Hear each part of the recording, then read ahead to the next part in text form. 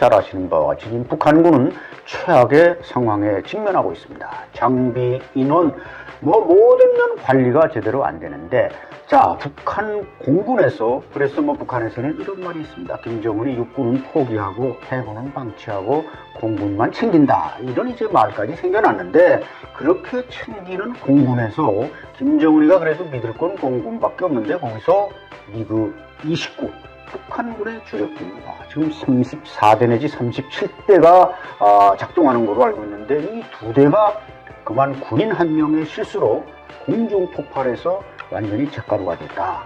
이런 충격적인 이야기입니다. 자, 내용인즉 북한 공군 개천에 북한 공군 제1사단이 있습니다. 지난 83년 이용평 대위가 미그 19기를 몰고 넘어올 때 그 개천 1사단에서 영변 쪽으로 비행하다가 머리를 돌려 남쪽으로 날아왔죠. 근데 여기 그 미그 29 북한 주력 공군기는 이렇게 밖에 꺼내놓지 않습니다. 다 지하갱도에 넣어서 그냥 그야말로 신주 딴지 모시듯이 하는데, 이 중사 한 명이, 중사면 군복무 보통 8, 9년 된 친구입니다. 제대를 앞두고 뭔가 돈이 필요한 거죠. 내가 그래도 사회에 나가서 먹고 살아야 되겠다. 이런 계산하에 그 비행기에서 말하자면 기름을 뽑아서 팔아먹으려고 이 통을 들고 거기로 들어갔습니다. 낮에 들까요? 낮엔 보초도 잘 쏘고 그러니까 야밤에 새벽 3시에 가서 기름을 뽑는데, 기름을 뽑아가지고 놓는데 이게 도대체 얼마가 들어갔는지 지금 너부터 넘치면 냄새가 진동하고 그러니까 이 우둔한 친구가 이 기름을 뽑아 놓고는 대관절 얼마나 찾느냐, 더 넣어야 되느냐 말아야 되느냐를 보기 위해서 라이터를 켜서 이렇게 보다가 참 한심하죠. 확 폭발이 일어나면서 그 갱도 안에 있던 미그 29기, 참 돈으로 북한에서는 참 현금으로 계산할 수 없는 엄청난 그 자산이 순식간에 폭발을 해서 잿더미로 변하고 말았습니다. 자, 이렇게 되니까 북한 공군에 막대한 손해가 되죠. 가뜩이나 지금 밀리터리 밸런스에서 북한은 공군, 해군에 지금 대한민국에게 이 게임이 안 되는데, 이 최신형 주력 전투기가 두 대가 날아가 버리니까 김정을로서는 그때 김정일의 컨디션이 어땠습니까? 뇌졸중에 걸려가지고 지금 어떻게 보면 반신불수가 되어 있으니까, 그래도 내가 죽기 전에, 사람은 자기의 그 앞날을 대충 예상을 하죠. 죽기 전에 김정은에게 뭔가 이걸 보상해주고 내가 죽어야 되겠다. 그래서 그 사건이 2010년 2월에 발생했는데, 두 달 후에 김정일이 그 불편한 몸을 이끌고 베이징으로 달려가게 됩니다. 왜? 후진타오 주석에게 제발 중국이 생산한 스텔스기인 전원기 두 대만 좀 달라. 애골복골하고 손이 발이 되도록 빌었지만, 후진타오가 그 중요한 자신들의 최신이며 또 정보와 비밀이 들어있는 스텔스기를 김정일한테 그래 가져가라 이럴 사람인가요? 그게 다 북중 관계만이 됩니까? 미중 관계에 또 중요한 그 아젠다가 되기 때문에 이런 지하로 거절을 받았습니다. 그래서 김정일이 북경에 잠깐 머물고 간 것이 바로 자기 아버지 김일성이 혁명 활동을 했다는 길림으로 달려갔고, 여러분께서는 그때 옆에서 김옥, 김정일의 마지막 와이프인 김옥이 김정일 옆에 앉아서 거의 그냥 간호사처럼, 담당 간호사처럼 부축하는 모습을 여러분께서 보신 적이 있습니다. 자, 이런 그 사건을 놓고 볼 때 북한 지금 군이 어떤 상황에 직면해 있느냐, 여러분은 판단하실 수가 있습니다. 북한 공군은 여러 탈북민들이 증언한 바와 같이 조종사들 자체가 그 항공 점포에다가 퇴근할 때 이렇게 그 음료수병, 플라스틱병에다가 휘발을 하나씩 뽑아서 이 점포 속에 넣어가지고 감싸가지고 퇴근을 한답니다. 왜냐하면 그거를 갖다 이렇게 한 병만 민간 자동차나 이런 데 팔아도 쌀을 보름을 먹을 수 있는 게 바꿀 수가 있다는 것이죠.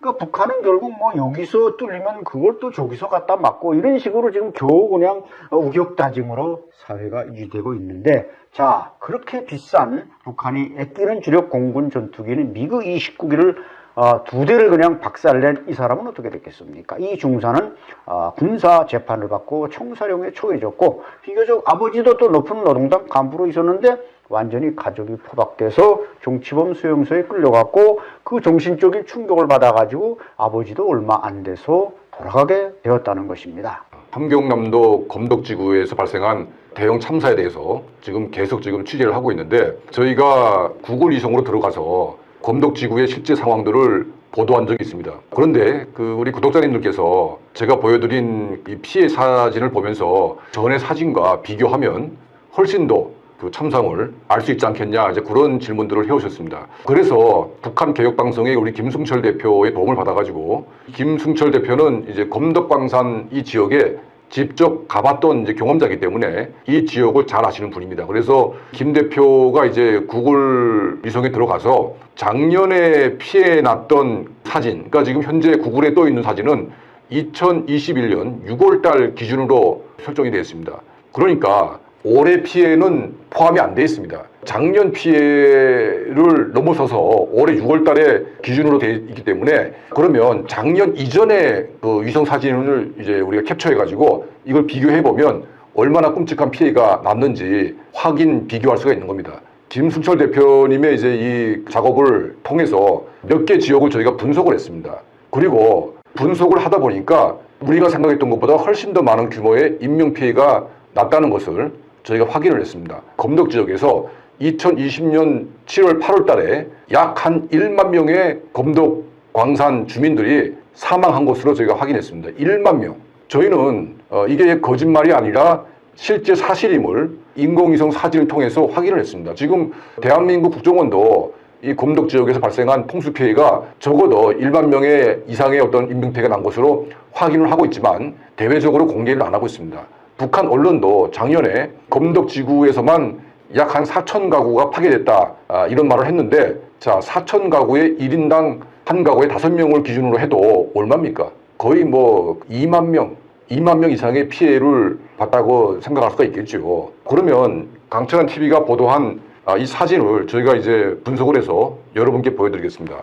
지금부터 2021년 6월 기준으로 촬영된 현재 사진과 작년 피해 이전의 사진과 저희가 비교를 해서 얼마나 끔찍한 사고가 났는지 여러분께 말씀을 올리겠습니다. 지금 이 사진은 바로 똑같은 지역을 우리가 비교를 한 것입니다. 이 지역의 사진은 2020년 8월 이전에, 그러니까 2019년도, 2018년도 사진이죠. 자, 보면 여기엔 멀쩡한 마을이 있는 겁니다. 여기 강이 흐르고 있고요. 자, 그런데 2021년 올해 6월 기준으로 보게 되면, 자, 이 마을이 이게 다 없습니다. 하나도 없습니다.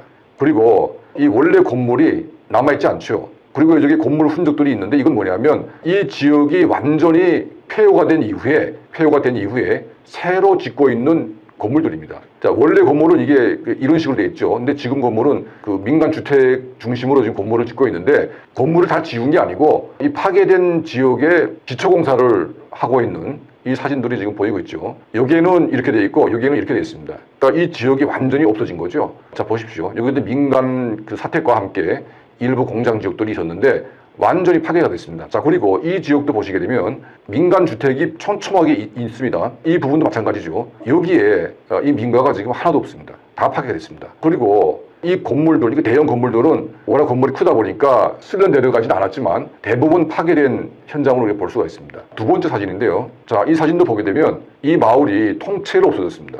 이게 마을이 보면 하나, 둘, 셋, 넷, 다섯, 여섯, 일곱, 여덟, 아홉, 열, 열하나, 열둘, 열셋, 열넷, 거의 한 50채 정도가 이제 한꺼번에 사라졌고, 자, 이쪽 마을도 없어졌고, 이 홍수 때문에 마을 통째로 지금 사라진 이 흔적이고요. 자, 이 지역도 여기도 보게 되면 이 마을이 다 없어졌습니다. 여기도 통째로 없어졌고, 지금 이제 새로 지금 짓고 있는 이제 그런 상황이죠. 이 지역도 보게 되면 다 이게 새로 짓고 있습니다. 새로. 이 마을이 통째로 쓸려 내려갔다는 겁니다. 이 마을이. 이 마을도 지금 최소한 한 100채 이상이 됩니다. 100채. 이 100채 이상이 되는 마을이 통째로 쓸려 내려가가지고 새로 지금 다 짓고 있습니다. 그러니까 이게 바로 2021년 6월달 기준이기 때문에 올해 홍수 피해는 여기에 포함되지 않습니다. 그러니까 작년에 난 홍수 피해를 우리가 보고 있는데, 작년 7월, 8월달 경에 이 검덕지구에서 1만 명이 사망했다, 이런 정보들이 나오고 있는데, 우리 국정원도 이 1만 명 사망설에 대해서 어느 정도 지금 확인을 하고 있는 것으로 지금 알려지고 있습니다. 자, 이 가운데도 보게 되면 형체를 알아보기 힘들 만큼 이 상태로 되어 있습니다. 여기는 복구도 거의 엄두도 안 내고 있죠.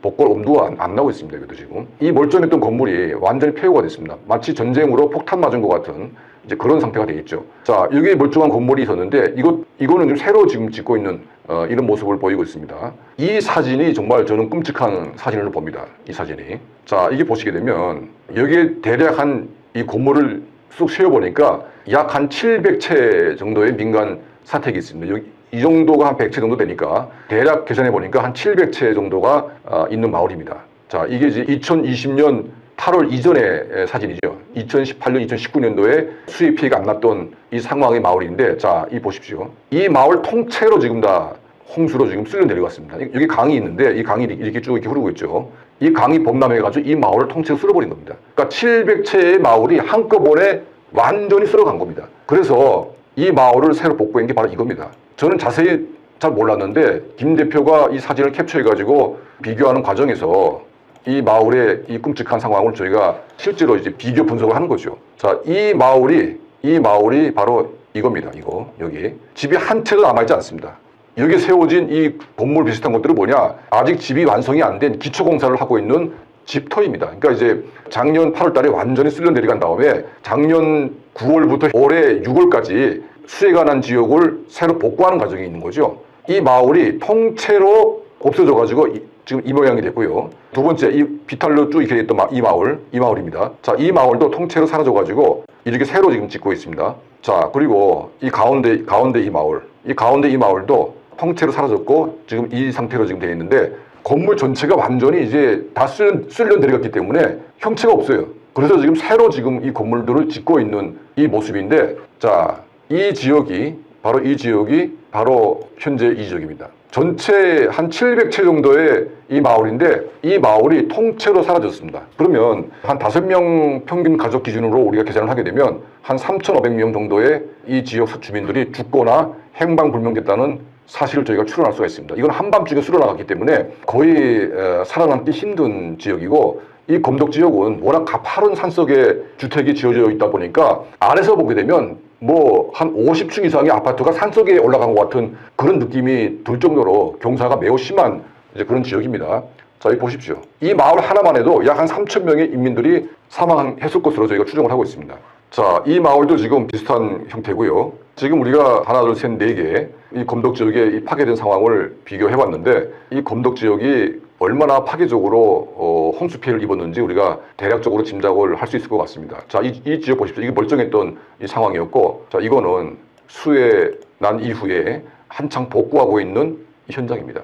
이 멀쩡했던 이 마을이 완전히 폐허가 된 거죠. 그러니까 폭격을 맞아도 이렇게까지 될 수가 없습니다. 완전히 이거는 처참하게 지금 붕괴가 됐고, 새로 짓는 이런 이 건물들은 아직 건물이 지어지지 않았고 바닥 기초 공사를 하고 있는 이 상황으로 지금 이 사진을 볼 수가 있는데, 자, 문제는 뭐냐면 올해 7월 8월 달에 일어난 또 다른 홍수 피해, 이 지역에 추가로 지금 피해가 났는데 이 피해가 더 크다고 합니다. 작년과 올해에 연속적으로 검덕 지역에 엄청난 이제 수해가 났는데 얼마만큼의 인명 피해와 재산 피해가 났는지 북한 당국은 보도하지 않고 있습니다. 이 지역은 지금 봉쇄가 됐고 현재 인민군 특수부대가 이 마을을 관리하고 있습니다. 18명의 인민보안성 요원들이 살해당했거나 행방불명이 됐습니다.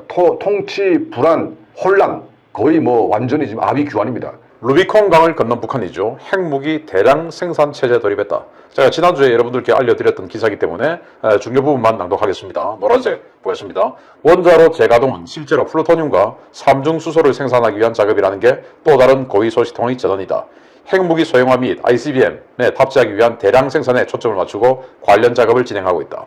자, 영변 핵시설에 원자로를 재가동하고 있고 그런 여러 가지 모습은 뭐냐? 바로 플루토늄 3중수소를 생산해서 핵무기의 다종화 그리고 고위력화를 추구하고, 그리고 또 거기에 이제 새로운 시설들이 들어서서 고농축 우라늄을 대량 양산하는 체제를 추가로 25% 증강하는 것을 이제 포착이 됐다라는 기사죠. 그 내용은 뭐냐? 대량 생산한다 이겁니다. 그래서 그럼 안 그래도 지금 40에서 60기 정도 있다라고 스웨덴에서 분석을 했는데, 그럼 왜 40에서 60기 그 이상 뭐 하냐?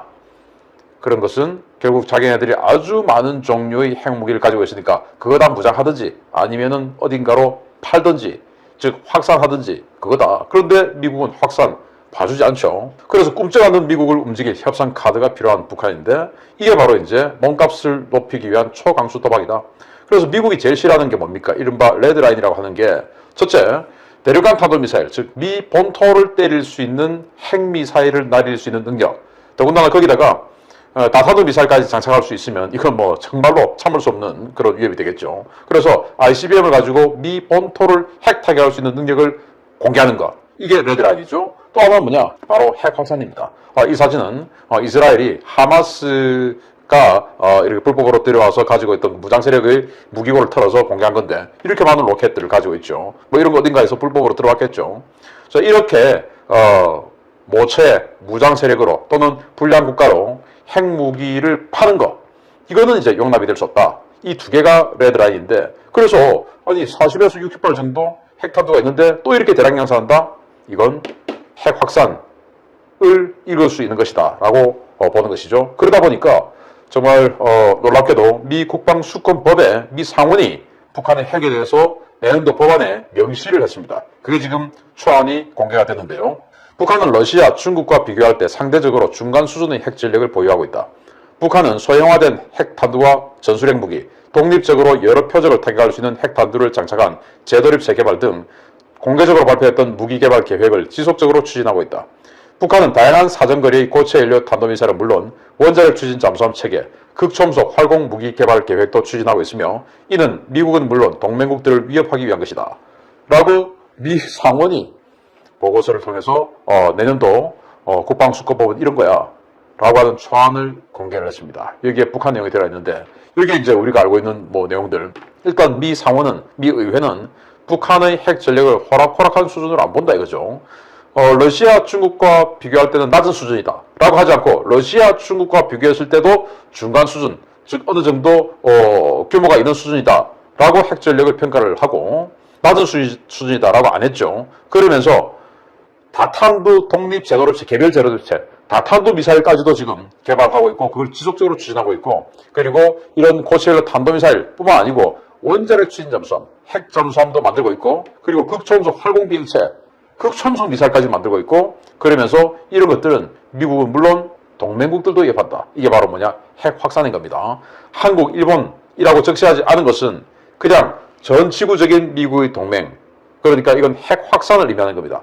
뭐 이 핵 확산을 이야기 안 하는 거라면 이 인접해 있는 동맹국인 한국과 일본을 위협하는 것이기 때문에 이건 상당히 우려된다. 이렇게 이야기할 수 있죠. 근데 그 말을 안 했어요. 그 말은 확산을 우려한다. 이 말이 되죠. 미 의회에서도 확산 이야기가 나온 겁니다. 그러면서 노틸러스 연구소를 통해서 그 연구소의 보고서를 인용한 RFA, 미 의회 관영 매체죠. RFA가 보도를 했는데 북한은 핵무기를 신뢰할 수 없다. 어떤 신뢰를 할 수 없냐? 도대체 어떤 놈이 버튼을 누르는지 그리고 그 버튼 누르는 놈이 단일화되어 있는지 또 그 단일화되어 있는 체계가 신뢰할 수 있는지 또 이 체제가 계속할 수 있는지 이 모든 것이 의심스럽다. 그래서 언제 어느 때 후다닥 하다가 그냥 누를 수 있는 상황이다. 이렇게 지금 보고를 한 겁니다. 보겠습니다. 일반적인 핵 지휘 통제 통신 체계란 특정 국가의 고위 핵 관련 명령권자와 핵 전력을 연결하는 동시에 전력 사용을 항시 통제할 수 있도록 하기 위해 만들어진 체계다. 핵무기가 국제 안보에 미치는 엄청난 파괴력을 감안할 때 각국이 운영 중인 핵 지휘 통제 통신 체계에 관한 상호 간의 긴밀한 사전 분석은 매우 중요한 과제다. 북한 등 특정 핵 보유 국가에 의한 위기 상황을 대비해 관련 체계를 통제하고 또 이를 무장 해제시키기 위해 대책을 미리 마련하는 것이 필수적이다. 이제까지 북한 핵 프로그램의 소프트웨어와 관련된 능력들은 확인된 바 없고 북한이 핵탄두 소형화, 투과수단의 확장 등 다양한 기술적 진보에 집중한 나머지 우발적 사용이나 비허가 발사와 같은 사고들을 미연에 방지할 만한 안전장치와 조기계모 체계 등의 프로그램을 갖추지 못할 것으로 추정된다. 북한의 핵무기 다중화에 따른 무기 오사용 가능성 역시 커짐에 따라서 관련 지휘 통제 체계에 대한 논의가 반드시 필요하다. 라고 9월 20일 미국 시간이죠. 노틸러스 연구소를 인용해서 RFA가 보도를 했습니다. 자, 이 말은 뭐냐? 예를 들어서 미국을 비교를 한다면 일단 핵무기를 발사를 하려고 하면 결심을 하고 명령을 내려야 되죠. 그러면 이제 해당 무기 체계를 가지고 있는 단위 부대장이 수행을 하는 즉 이제 실제로 발사를 하는 단계인데 이 명령 체계, 결심 체계 이게 중요하죠. 물론 결심은 대통령 혼자 합니다. 그렇게 해서 뭐 근데 대통령도 협박받아서 이렇게 할 수 있지 않습니까? 그런 여러 가지 상황 다 고려해서 대통령, 국방장관, 합참의장 이 세 명이 동시에 키를 돌려야 돼요. 대통령 핵가방 들고 다니지 않습니까? 합참의장, 국방장관 마찬가지입니다. 그래서 핵무기 발사 코드에 대통령 불 들어오고 또 국방장관 불 들어오고 합참의장 불 들어오고 키 돌려서 이렇게 되어야 이 무기 체계의 신호가 활성화되어서 기폭이 되는 거예요. 그러면 이제 이게 전략사령부를 통해서 전략사령부에서 오케이 쏴. 이렇게 되면 이제 예를 들어서 오하이오급 핵잠수함에 들어가 있는 함장이 지휘를 하고 있는데 그 명령을 수신해서 함장이 발사를 하는데 만약에 이때 함장이 그냥 뭐 고급수도 발사할 수 있죠. 근데 발사하면 이런 명령책이 없이 발사하면 핵탄두가 기폭을 하잖아요. 즉 폭발하지 않습니다. 이런 다중 안전장치가 미국, 러시아, 중국 등은 마련되어 있는데 북한은 그게 안 돼 있다. 그래서 또 예를 들어서 대통령이 유고시에는 부통령이 수행한다. 이런 아주 안전장치, 다중 안전장치가 되어 있는 이런 매뉴얼이 다 있는데 북한은 그거 어떤 놈이 그냥 확 가져가서 누를지 모른다. 그러니까 이런 무기 오사용의 가능성이 커짐에 따라서 그런 북한의 무기 오사용에 대해서 논의가 반드시 필요하다. 이거 아주 위험하다 지금 북한라고 하는 것이죠. 그러면서 미 싱크탱크는 또 북한의 전략물자 관리 능력은 세계 최악이다. 꼴찌다 꼴찌. WMD 확산 중이다. 이렇게 얘기하는 거예요. 전략물자 관리 능력이란 뭐냐. 대량殺傷 무기를 해외로 판매하고 또 수출하고 그것을 음성적으로 해서 또 가르쳐주고 하는 이런 도덕적인 지수인데 그게 북한이 꼴찌다라는 거예요. 9월 23일 RFA가 보도를 했는데요. 미국 싱크탱크 과학국제안보연구소 ISIS가 세계 200개 국가의 전략물자 무역관리 제도를 평가해서 순위를 매긴 위험 유포지수에서 북한은 조사 대상 중에 꼴찌인 200위를 차지했다. 전 세계 위협이 되는 북한의 핵과 미사일 프로그램, 대량 살상 무기 및 군사 관련 물품들이 다른 많은 나라들로 밀매되고 있다는 지적이다. 지수는 비확산 조약 체결 등 국제사회와 약속 100점, 전략물자 무역을 규제, 감시하고 불법 거래를 방지하기 위한 법규 200점, 전략물자 무역을 감시, 발견할 능력 200점, 확산자금 조달을 막을 능력 400점, 집행력 400점 등 5개 항목으로 평가되며 총점은 1300점이다. 북한은 마이너스 172점으로 이란과 함께 유일하게 마이너스 점수를 받았다. 라는 거예요. 전 세계 200개 국가를 가지고 대량 살상 무기를 전이 또는 판매할 수 있는 가능성이 있는가 없는가 분석해봤더니 북한이 200등, 이란은 199등이라는 겁니다. 그 북한과 이란은 친중 국가죠. 그리고 그들과 대한민국 현재 정부는 굉장히 친하려고 노력하고 있죠. 꼬리를 딸랑딸랑 흔들고 있죠. 참 희한합니다. 이런 불량 국가들하고. 자, 그런데 그러면 미국은 몇 등이냐? 미국이 1등이에요. 200개 국가 중에 1등. 대한민국은 몇 등이냐? 10등입니다. 대단히 우수한 나라죠. 이런 대단히 우수한 나라가 200등과 199등하고 친하게 지내려고 지금 엄청나게 노력하고 있으니 참 기가 찰 노릇 아니겠습니까? 그런데 어쨌든 그거 뭐 넣어내고, 자, 여기에서는 북한이 그 정도로 대량 살상 무기를 해외로 판매할 수 있는 가능성이 아주 높다. 세계에서 가장 높다. 라고 판단하고 있는 것입니다. 자, 이게 아프리카에 있는 무장 세력에게 북한, 여기 지금 북한 배지라고 있죠. 북한 공무원이 뭐 외교관인지는 알 수 없으나 어쨌든 북한 관리가 가서 무기 체계를 판매하고 사용법을 설명하고 하고 있는 모습이에요. 이런 식으로 북한은 지금 전 세계에 무기 판매를 하고 있는데 그게 정말 세계 꼴찌다. 그래서 북한이 가지고 있는 핵무기는 정말로 위험하다라는 거예요. 돈이 필요하면 판다는 겁니다. 바로 이겁니다. 1991년 소련이 공식적으로 무너지고 나서 소련이 가지고 있던 수많은 핵무기들, 그리고 벨라루스, 우크라이나, 카자흐스탄 등에 흩어져 있던 수많은 핵무기들, 이런 무기들이 먼저 가진 놈이 임자다 라고 하던 시절이 있었죠. 그때 당시에 저도 뭐 학생 시절이었습니다만은 부산만 하더라도 러시아 선원들이 들어와서 택시비 대신 러시아제 권총을 택시비 대신 냈다라는 전설들이 무지막지하게 많았습니다. 택시 타면 택시기사가 그런 이야기 하시는 분들이 많았습니다. 실제로 부산에 그 부산역 앞에 러시아 사람들이 많이 가는 거리가 있어요. 거기 가면 이 권총들 쉽게 구할 수 있었던 시절이 있었어요. 그래서 한때 아주 오랫동안 불법 무기, 즉 러시아제 무기 자진신고 기간도 있었습니다. 우리 한국만 해도 그랬는데 전 세계적으로는 당시 소련제 핵무기가 무장 세력에게 유통될 것이다 라는 그런 우려가 굉장히 많았었죠. 그래서 이런 영화도 나왔습니다. 뭐 굉장히 우리나라에서도 히트했던 영화인데 아놀드 슈왈제네거가 주연했던 트루 라이즈라는 영화죠. 저도 뭐 당시 정말 재밌게 봤는데 1994년도 영화입니다.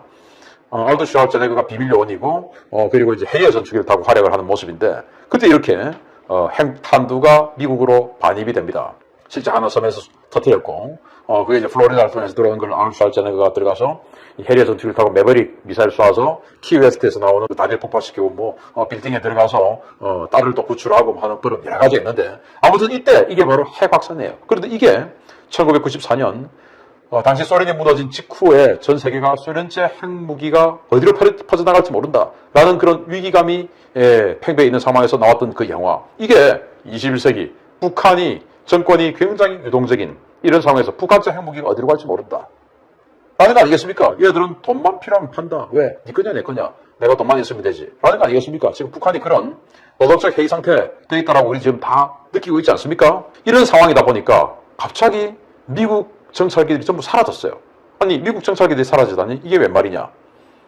우리 대한민국에도 주한미군이 주둔해 있으면서 501 정보회단, 그래서 RC-12X 또는 EO-5 이런 정찰기들이 계속 작전하고 있는데 왜 정찰기가 사라져? 그리고 미국 정찰기 리벳 조인트, 커브라볼, 글로벌 호크 계속 날아오는데 왜 사라져? 자, 여기도 보십시오. 9월 18일 지난 추석 연휴가 시작되는 첫날이죠. 토요일 날 가데나기죠. 오키나와에서 커브라볼 탄도미사일 추적 정찰기가 이루겠습니다. 그래서 거기 현지에 있는 워싱턴 소식통들이 야 커브라볼 떴어 하고 인터넷에 올립니다. 그 사진이에요. 자, 그리고 또 9월 20일 추석 다음 날이죠. 요꼴딱이지. 여기는 이 도쿄 옆에 있습니다. 여기에서 뜬 글로벌 호크. 이건 반드시 우리 한반도 쪽에 가서 정찰하고 돌아갑니다. 이게 떴어 하고는 이렇게 실시간으로 올려줍니다. 그런데 제가 여러분들 기억하시겠지만 ADS-B 신호를 통해서 라고 하면서 제가 여러분들에게 정찰기가 왔다 뭐가 왔다 이런 얘기 많이 해드리죠. 이게 뭐냐? 항공기 자기 위치 송신기입니다. 그래서 항공기들이 야 나는 누구고 나는 예를 들어서 미 공군 소속의 글로벌 호크고 나는 어디로 날아가고 하는 거. 그렇게 해서 예를 들어 오발이라든지 아니면 또 우발적인 사고라든지 충돌이라든지 이런 걸 피하기 위해서 하는 그 국제 규약이 있어요. 그래서 ADS-B를 송신하는데 그러나 군사용 비행기들은 군사 작전을 할 때는 안 켜도 된다라는 예외 조항이 있습니다. 그런데 그전에는 주로 그래도 켰어요. 그런데 어느 날 갑자기 9월 중순 들어와서부터 한반도 상공에 정찰기 ADS-B가 하나도 없습니다. 그런데 이렇게 실제로 작전하러 뜬다, 이륙한다 라는 사실은 지속적으로 올라오고 있는데 한반도 상공의 ADS-B는 그 어디에도 없어요. 그 말은 뭐냐? 한반도 상공에서 미 공군 또는 정보 정찰기들이 실전 모드에 들어갔다 라고 평가할 수 있는 겁니다. 왜? 그전에는 정치적으로 야 내가 너를 보고 있어 그러니까 함부로 하지 마 라는